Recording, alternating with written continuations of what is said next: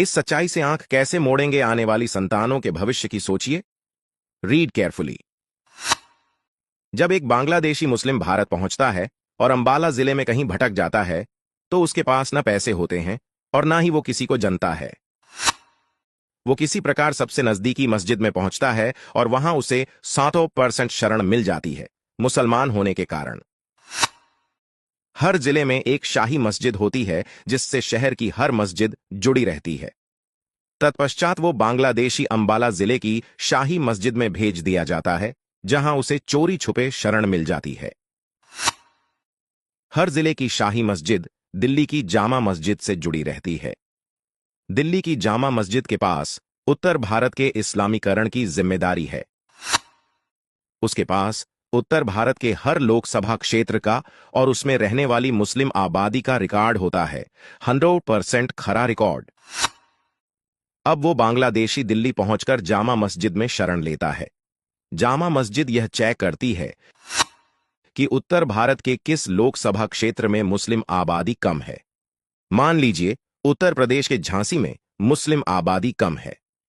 अब असली खेल शुरू। जामा मस्जिद उस बांग्लादेशी को झांसी जिले की शाही मस्जिद में भेज देती है। झांसी की शाही मस्जिद के इमाम वक्फ बोर्ड की सहायता से उस बांग्लादेशी के रहने का प्रबंध करते हैं और उसके रोजगार का भी प्रबंध करते हैं। वो बांग्लादेशी लोकल मुस्लिम और भ्रष्ट हिंदू नेताओं और अफसरों की सहायता से भारतीय पासपोर्ट बनवा लेता है।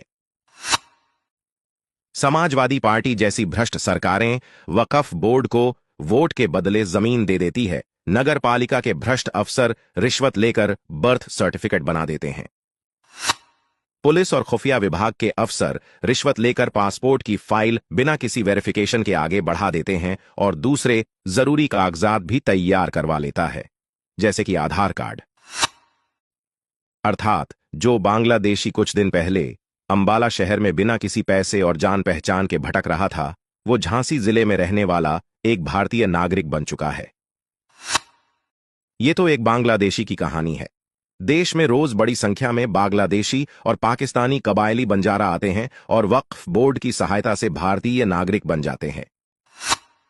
भारत के अनेक जिलों का, खासकर उत्तर प्रदेश, केरल और पश्चिम बंगाल का धार्मिक समीकरण बिल्कुल बदल चुका है। 2021-22 की जनगणना में इन जिलों में हिंदू अल्पसंख्यक हो सकते हैं। वर्तमान भारतीय सरकार को देश हित के कार्यों में विपक्ष का असहयोग क्यों किया जा रहा है, उसकी असली वजह समझने के लिए खुद पढ़े और समझे और अपने हिंदू बंधुओं को समझाएं। नया आधार लिंक कराने से महाराष्ट्र में 10 लाख गरीब गायब हो गए। उत्तराखंड में भी कई लाख फर्जी बीपीएल कार्डधारी गरीब खत्म हो गए। 3 करोड़ 3,000 से ज्यादा फर्जी एलपीजी कनेक्शन धारक खत्म हो गए। मदरसों से वजीफा पाने वाले 1,24,000 फर्जी बच्चे गायब हो गए। 1.5 करोड़ 15,000 से ऊपर फर्जी राशन कार्डधारी गायब हो गए। ये सब क्यों और कहां गायब होते जा रहे हैं? चोरों का सारा काला चिट्ठा खुलने वाला है। इसीलिए सारे चोर ने मिलकर माननीय सर्वोच्च न्यायालय में याचिका दायर कर दी कि आधार लिंक हमारे मौलिक अधिकारों का हनन है। चोरों को प्राइवेसी का कैसा अधिकार? कंपनी के एमडी मोदी ने फर्जी 3 लाख से ज्यादा कंपनियां बंद कर दी हैं। 2 राशन डीलर नाराज हो गए। 3 प्रॉपर्टी डीलर नाराज हो गए। 4 ऑनलाइन सिस्टम बनने से दलाल नाराज हो गए हैं।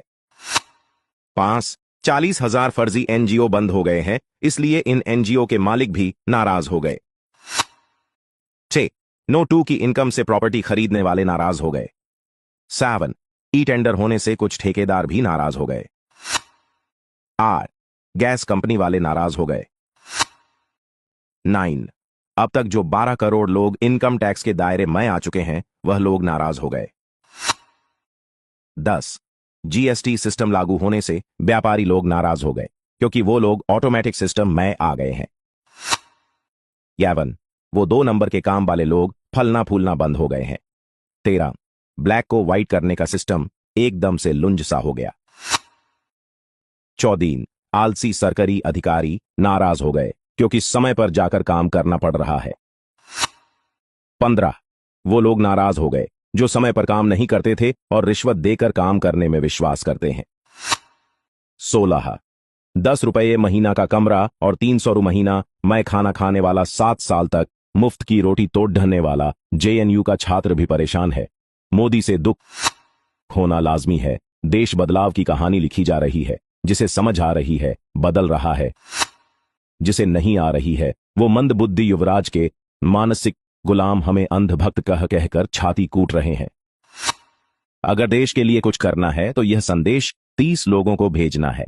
बस आपको तो एक का डीडीडी जो ढनी है, देखते ही देखते पूरा दे टीवीश जो डह जाएगा। बस जरा सा फॉरवर्ड्स करो, सिर्फ इन 2-3 सेकंड ही लगेंगे। वंदे मातरम।